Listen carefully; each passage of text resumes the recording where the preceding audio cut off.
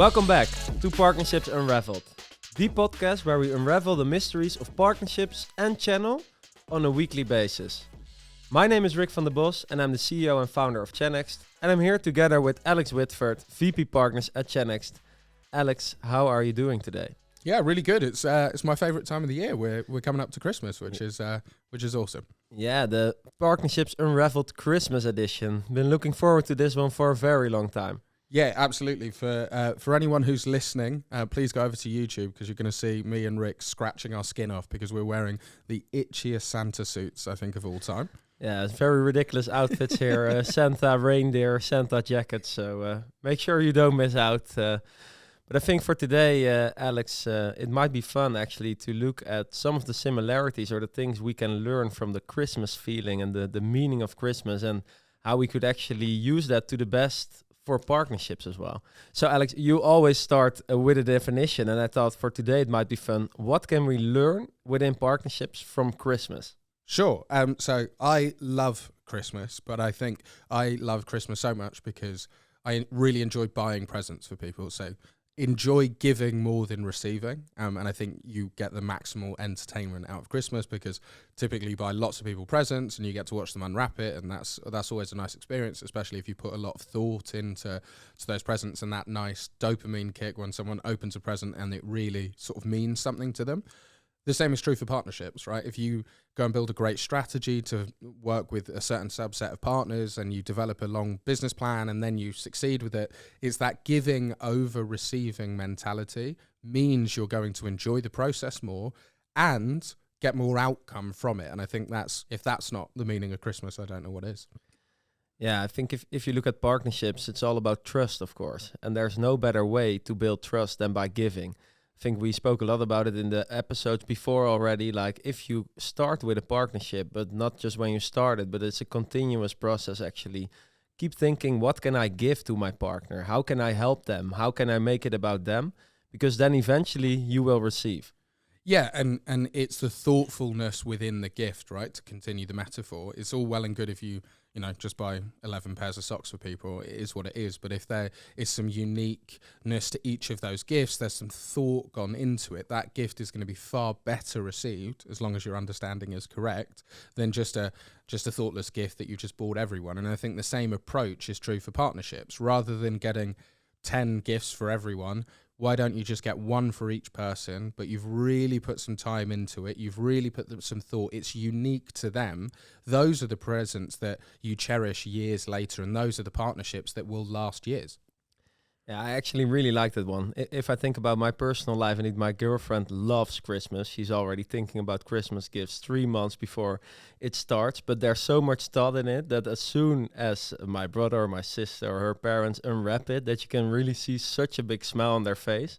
And it's exactly that, like by putting the thought into it and make it about them again, then you bring so much value in such a situation. And I really like that actually, to think about that towards partnerships as well. Yeah, and what's funny is thoughtfulness and sort of uniqueness and specificity to the partner can actually beat money, both from a presence perspective, right? We all know someone who just chucks money at the problem, they buy a very expensive gift, which is nice. But actually someone who's gone through to the time to get something that's funny and really means something, you can shortcut a lot. The same is true of sort of MDF and business plans and strategies. Yes, you can just throw money at the problem, and in some ways that will work. However, if I go and craft a really unique plan that really is going to help us grow together, and I take that just to one partner, suddenly I'm the one that's really created something, and I can pull away and beat just throwing money at the problem. So I think that's advice to any of the maybe smaller budgets out there. Drive focus, drive uniqueness, and suddenly you can really rub against the grain of the macro vendors who are just chucking huge amounts of MDF around. Yeah, indeed. Eventually, it's all human to human within partnerships. And that's really, if you really bring it in such a way and position it towards your partners, then you can come with a point of view that no other vendor can actually match, because you know the most about that partner. You've done the most research. You bring them a very specific gift, or not even a gift, but indeed a deed, maybe sometimes as well. And I think that's indeed where there's a massive opportunity in your partnerships by making it super personal with your partners. Yeah, and like you say, it is people buy from people, right? And I think that's why we love the industry that we're in, because you can put the best strategy and the best plans together and all the detail that you need. But at the end of the day, if you can combine that with, oh, you really like to do business with me and we play golf at the weekends and whatever else, oh, okay, that's the person, that's the team, that's the business that I'm going to want to continue to work with for years and years and years. And I think really that's what this comes down to is it's not family, because it's business, it's never family, but let's try and build those relationships. Let's try and build those long-lasting friendships through the process. It makes the process more enjoyable, but it also delivers the outcome, which is, it's just the win-win that we're all looking for. Yeah. Say one of our listeners is thinking about, I want to give more to my partners. Maybe we can brainstorm a little bit together, like what are deeds you can actually do, or acts of kindness towards your partners that can actually show that giving mentality, so you really build that relationship. Shortcut number one, ask them. Right, I think so often we're trying to reinvent the wheel or come up with this unique idea, and sometimes the easiest thing to do is just go, hey, how can I help you more? You're central to my strategy. You're really cool for my growth in the upcoming year. How could we work more closely together? They'll probably give you a pretty good answer. And it's not to say you have to do that, or you might want to then put your own twist, but don't spend months and months and months trying to come up with an idea when the answer can just be sitting right in front of you. Yeah, that's actually my mom's Christmas strategy. She just asks everyone and goes everywhere because she really wants to give what you actually want. Like, she does not want to miss. So that's her strategy. And it always works because you're super happy with what you're getting, because you literally gave it some thought yourself and you know what you can expect as well. So that's definitely a really good strategy in partnerships. Yeah, exactly. And like you say, you're not going to miss. No partner is going to turn around at the end of that process and go, oh, God, they gave me exactly what I want. Now, it might not be the best thing, and that is the other thing that that's worth discussing. I really like that Tom Ford quote when he says if he'd asked his customers what they would have wanted, it would have been a faster horse, and instead he designed the car. So there is a bit of understanding the problems that they have and then coming up with the strategy to solve it. But having that discussion is a shortcut to find out what the need is. And then once you understand the need, you might be able to come up with an even better solution, which is, to go back, that's my mum's textbook 101. I'll say, I want this. And then come the end of it, she won't have bought it for me. But she will have got me something that actually probably meant a lot more because, I was asking for a PS2 or whatever it was when I was 11. And she goes and gets me something much more heartfelt. Obviously, I was devastated not to get the PS2. But at the end of the day, you just move past those things. And actually, I've got a cherished gift that I still have today, which I never would have held on to that PS2 for. Yeah, I love that. Actually, indeed, it always starts with asking, getting to know each other, because you can only give very thoughtful gifts once you know each other a lot better. So in the beginning, be very concise about asking your partners, what can I do for you? Where do you want help? But then as soon as you get to know them better and you get to get a better view of who are the persons within that partners, what do they value, then you can try to go a layer deeper where you actually give what they won't even expect sometimes. And those are oftentimes the things that really resonate and that they will remember. Yeah, it probably is actually quite a good litmus test for how good is your relationship with a partner. Could you come up with a really heartfelt strategy that's going to drive their business forward? And if you don't think you can do that confidently, you probably don't know enough about your partner yet, in which case get into the relationship building mode, get into understanding where they're headed, what their barriers are, who they're up against, how you can help, really craft that relationship. And then over time, you can start to come with more proactive ideas, more proactive plans that are unique to their value. But like you say, unless you've really got that entrenched relationship, that's very hard to do. So get going with that first, ask them what they need, and then over time, you can start to develop unique ideas. Yeah, how could you ingrain giving more into your channel team? Like that everybody feels it and knows, okay, that's what we're doing all the time towards our partners. Yeah, so I think that there are obviously some ways that you can force the behavior, right? Which is you give people a quota of things they need to do. I remember I listened to a podcast a while ago around Pret a Manger. It's a cafe in the UK. And they had each person that worked there had a mandatory gift allocation on a daily basis. So they had to give, I think it was something like 5 to 10 free drinks or free sandwiches away through the day.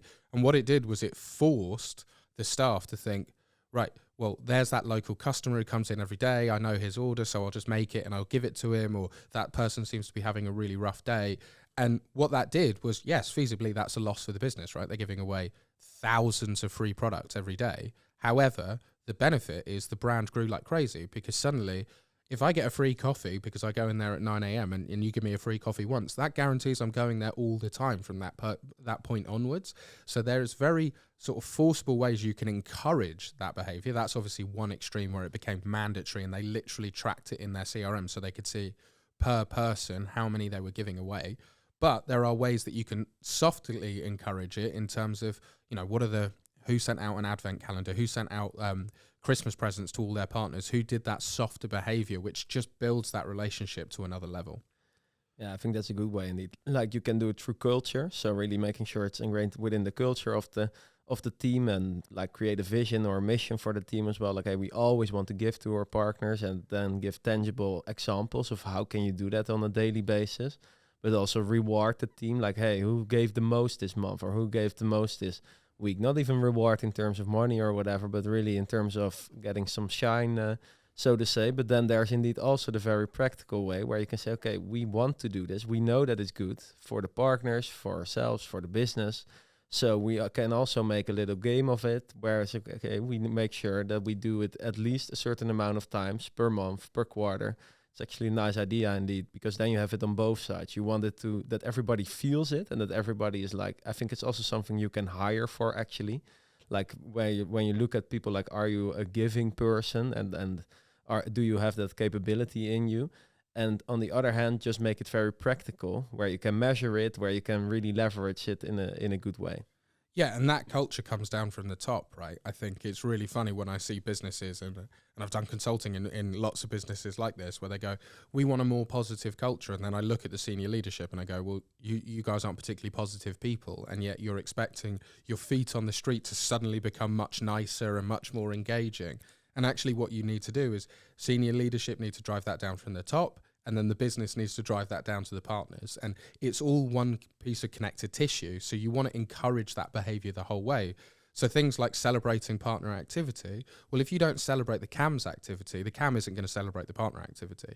And so building that positive force of, like, we celebrate our wins together, we're a unified team, we work together all the way through the business, that's critical to having that giving and reciprocity culture through the business, which at the end of the day is going to promote, I want to work with you because I enjoy working with you. Yeah, and I think that's eventually what it's all about. Like, once indeed there's, when that personal relationship is so strong, when your partners talk to their end users, they will think about you before other people. And I think that's really where you want to get, and how can you get that into your partner organization as much as possible, that you get the partner mind share, that you help to get them engaged and really keep improving the relationship you have with your partners.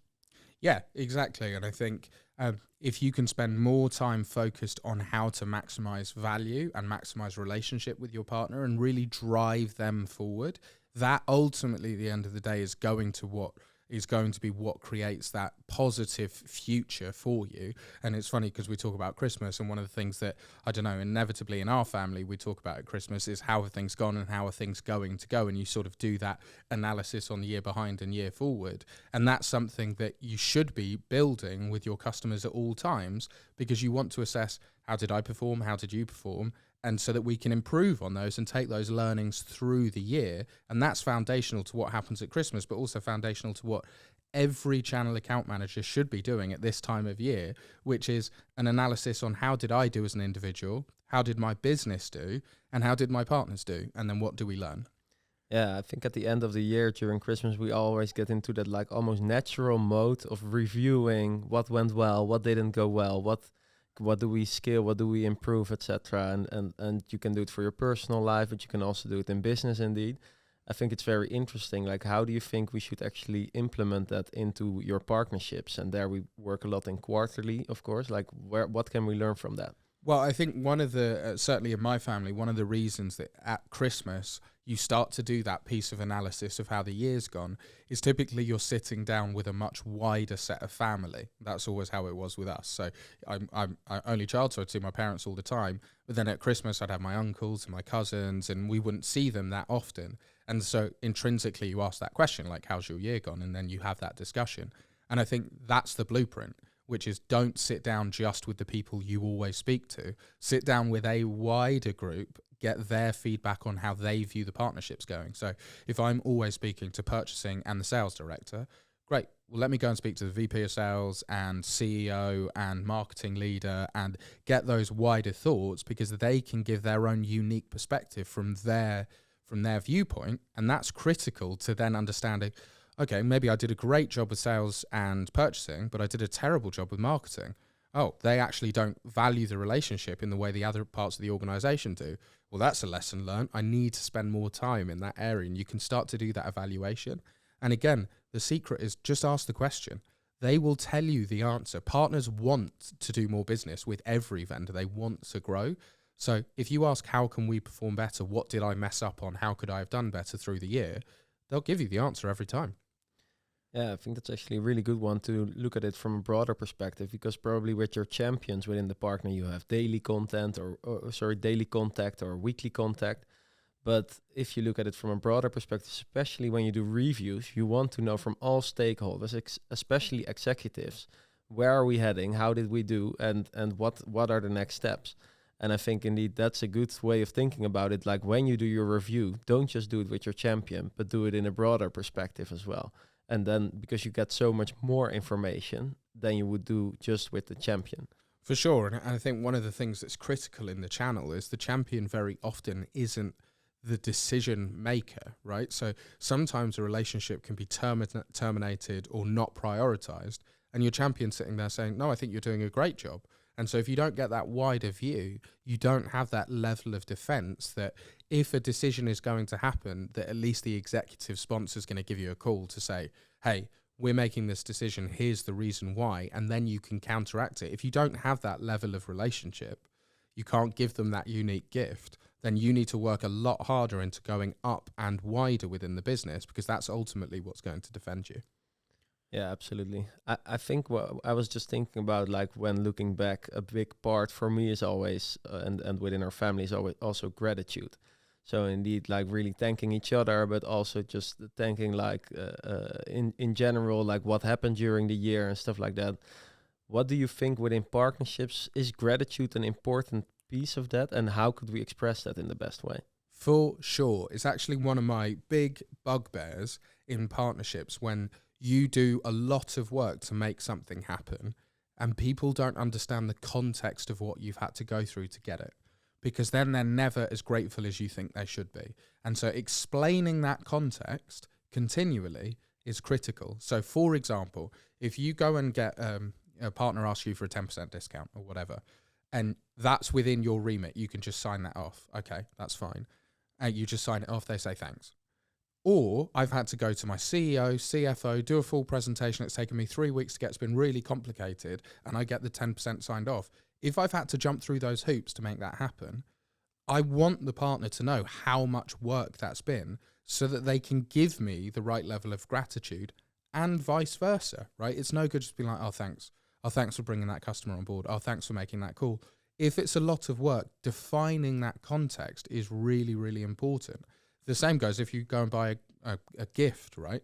If you've had to wait in line at the store for 8 hours and it was the first one off the thing and it was signed by whoever, and you've gone through all of that complexity, it's important that the person receiving the gifts understands that journey, because that shows how hard you're working for the relationship.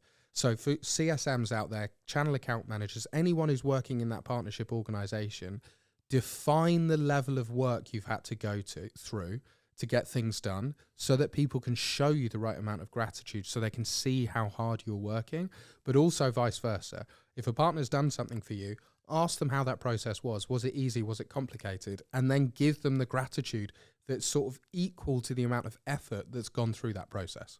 Yeah, and I think really thank them for it and expressing it in a very clear way, celebrating the wins together, but also just give them a call here and there. Like, hey, I really appreciate working with you, or I'm so excited about how we did this specific project, and things like that. I think it's really in those small gestures of gratitude where you can have massive impact. And it's coming back towards like that culture of giving. That's really what you want to ingrain in your partnerships and in your channel team, because that is what very strongly will build the relationships with your partners. Exactly. I think where we want to get to is that channel account managers and partner managers and everyone who's working within that ecosystem understand that we're striving for success, but not all success is equal. Some of it took a lot of work and some of it was very opportunistic and very easy. And it's important that we reward the right behavior so that the gratitude for difficult, complex deals that required months and months of work aren't treated the same as, oh, that deal just came over the line, it was nice and easy. If someone's pulled everything over the line at the end of quarter to help you get to your number, yeah, they deserve to be taken out to dinner. They deserve to be thanked properly because they've, poured blood, sweat and tears into making your life work better. And so that reciprocity has to give there. And the same is true of partners. My advice to them is treat your vendors well. Treat the people that work with you well, because they want you to be successful and your success is their success. But that reciprocity swings two ways. And I think I've always been able to see the partners who are going to do very, very well long term, because their senior executives look after vendors incredibly well, because they go, I'm going to take you out for dinner. You grew our number by X. I'm really appreciative of your effort. Guess what happens next year? They double down on that effort and we get to drive that business over time. So that giving and reciprocity and gratitude is so critical to that continual growth. Yeah, reciprocity is a word I really love. I think that's indeed, if you build a mission statement or a culture for your channel team, that should be in somewhere. Yeah, it's just look for the win-win, right? And I think that's why it's funny, if you're going to build the perfect Christmas, you just want 10 people who all prefer to give than receive, and then everyone's going to have an amazing time, right? Where the relationships break down is when you've gone to loads of effort to buy me a present and I've just bought you some socks that you don't care about. That's not going to be an equal. And it might work for one Christmas, maybe two, but by the time the third one comes in, you're not putting the same level of effort into buying a present. And the same is true for partnerships. I want to win and you want to win. So if we both focus on making each other win, that relationship will last over the long term. Yeah, and I think that's when you really get into an equal relationship. Yes, you need to start with giving, but if it's always you giving, then it also won't feel well long term. And the other way around, it's exactly the same. So that's, I think, really like building that relationship is like, okay, what can I do for you? But also like, do I feel that we mutually help each other in such a way? And that's where the strongest partnerships really concur. Yeah, exactly. And I think where you want that balance is that I'm thinking about you and you're thinking about me. And if we're both very selfless, that's where the strongest relationships are formed. Now, unfortunately, there's loads of people out there who are going to be thinking about their own priorities. And I think lots of vendors will think, oh, what if I give a deal to this person and they don't give me anything back? That's fine. You just paid to find out who's the partner I should not be working with over the long term. That's what that cost was to you. That just means you can filter them out and find the next partner who's going to be thinking about how to drive your business. And once you've got that group of partners that are all being very selfless to you and you're being selfless to them, that's ultimately where you win. Yeah, so then you got that group of partners where you have that strong giving culture within your team and also that mutually with your partners. You've looked back to the last year, the last quarter, and then there's looking ahead, of course. And because that's also a thing that happens a lot during Christmas dinner. So yeah, what are your plans for next year? And I myself actually really like to use that time of the year as well to set some goals and to think about what do I want for next year and what do I find important and things like that. I think from that perspective, that's also crucial in partnerships, of course. Like what can we learn from that and how can we best implement creating a plan together with your partner? So 3 words when it comes to planning, and we use it internally all the time: stop, start, scale. That for me is the best fundamental to understand what you're going to do in the upcoming year. So you've done your analysis on where did we win, where did we lose, and why. Then on the upcoming year, you can say, what are we going to start doing that we haven't done last year?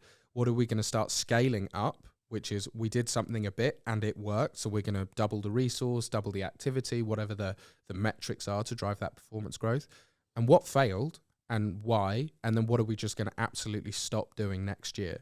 And what's really good about that function is you don't need to add resource, you're actually reallocating priorities, but the efficiency massively grows because you stop doing the things that wasted time, you start with some new bets, and you allocate the resource that you've stopped into scaling activities that you know will work. And suddenly, year over year, you start to impact genuine growth because of that continuous re-optimization of resource. Yeah, so it's really recurring growth in such a way because you're always optimizing, always looking together with your partners. And I think it's actually really fun to not just create that stop start skill just yourself, but also ask your partner, do you also want to think about stop start skill? Like, what are things that we are doing well? What are things that we should start with? And it really helps you to actually create a plan together towards the upcoming year or towards the upcoming quarter. Yeah, and it's almost obvious when you've done your analysis backwards well, and you've had that two-way conversation and really gone, where did we win, where did we lose, and why? The plan for the upcoming year is actually very easy to do. And my advice to people who are struggling to build up upcoming plans is you've not done your analysis backwards well enough, because the plan should be very obvious to go, oh, we need to do more of this, less of this, and we should start these big bets because that's what our competitors are doing. Those plans become very, very easy to do because you've walked backwards and really gone through the detail effectively. Yeah, and then I think when I look at that stop start skill is really looking at activities and initiatives so to accelerate growth in such a way. And in terms of goal setting, what are the type of questions to ask yourself and to ask together with the partners to set very clear goals, but also ensure that you're going to achieve those goals? Yeah, so that's always the bit that's difficult, and for me, there's three ways to create a real long-term vision. And so the first thing you do is you measure, where are we today and how did we perform? Then you plan against that growth so that you set a challenging but reasonable goal. What you don't want to do is set a partner a goal, they hit 40% and actually they've done a great job, but because you set the goal so highly, they feel like they've failed. If that happens continually, they will turn off. So you want to get people between 90 and 120%. That's your sort of barometer for I set the goal at the right level, and then drive the execution to that goal very clearly by clearly outlining who owns what responsibilities, what the deadlines are. And if you can break that down into an individual action list over a week by week and month by month basis, that's a plan that you can really drive cadence through and ultimately be successful. Yeah, and I think those are three other questions that we continuously use internally. Where are we going? How are we getting there? And by when do we want to get there? And if you make that very clear and really put your goals into milestones as well, then you can continuously measure with your partners where are we at compared to the plan. And I think if you do that at least on a weekly basis, then you actually have the cadence and the rhythm as well to ensure that if you're a little bit behind or whatever, that you can actually steer the wheel towards driving your goal again. Yeah, it's direction, plan, deadline, right, at the end of the day. And I think that's where that constant check-in of, oh, by week 3, we said we were going to be here. Are we there or not? That allows you to catch any misalignment of resource, misalignment of direction or poor execution very quickly, and ultimately mean that you're not going to miss a quarter or a yearly goal. And I think that's so important, because what you don't want to get to is you've brought all the executives in for your yearly review. It's gone okay. Then you set plans, and then you get the whole way to the next year. You might not have spoken to any of these people in 12 months, and you tell them more bad news. That means the two impressions they've got from you over a 12-month cycle is bad performance, bad performance. Instead, what you want is a very clearly defined goal that if you miss, you can very easily point out exactly where the misses are because you're tracking it week over week, or guarantee success, which is obviously the whole point of setting a very accurate plan. Yeah, and I think that tracking is crucial there indeed. Like, there's one thing to set the plan, but also you need to have a plan. How do we track continuously with our partners? And there you really need to think about together with your partner or through automation, like how can we get all the data in, make sure that we can see it real time on a daily basis, and then redirect our plans. And I think if you get to that point, that's where you can get such a head start over a lot of over the market actually, because you know exactly where are we at, what do I need to do today to get into the right direction, and then measure again and again, and it becomes a daily process in such a way. Yeah, we use internally OKRs, and I'm a big evangelist for them. I think it's a phenomenal productivity matrix so that you can really drive the business forward. And businesses like Google and Apple and IBM and Microsoft all use OKRs. But like you say, they're automated frameworks, right? So they know intrinsically once tasks are finished, they just pull into a centralized management tool so that they can see the ongoing performance of the business completely cross-functionally. And I think lots of people listening will be like, well, yeah, that's obvious. That's why we have Salesforce. But that works from a sales perspective. Now imagine that same level of detail and tracking, but done for every area of the business. That's ultimately what you want to drive for a sort of a cross-functional business success. And if that's done well, that's why these businesses continue to outperform everyone else, is because they're able to see marketing said they were going to do this by this date, and it was tracked automatically and uploaded. So I can see holistically from a helicopter view, are all of my areas performing? And if they're not, great, then I can double down and understand why and start to implement changes very, very quickly. Yeah, so in your partnerships, you could think of how is training going, how is marketing going, how are the other objectives besides sales going, etc. So you really get that 360 view per partner, but also of your full partner landscape. Yeah, so for example, a great one that people will want to track is like partner certification. And so that you would be able to see, right, we said we were going to get 10,000 new partners certified on this matrix over the course of the year. Oh, they're all doing well except the UK. Why? Oh, okay, maybe it's in the wrong language or blah, blah, blah. And then you can start to very quickly implement those changes and drive the progress that you need efficiently. And that's what stops you getting to the end of the year going, oh, we only did 3,000 and I don't understand why.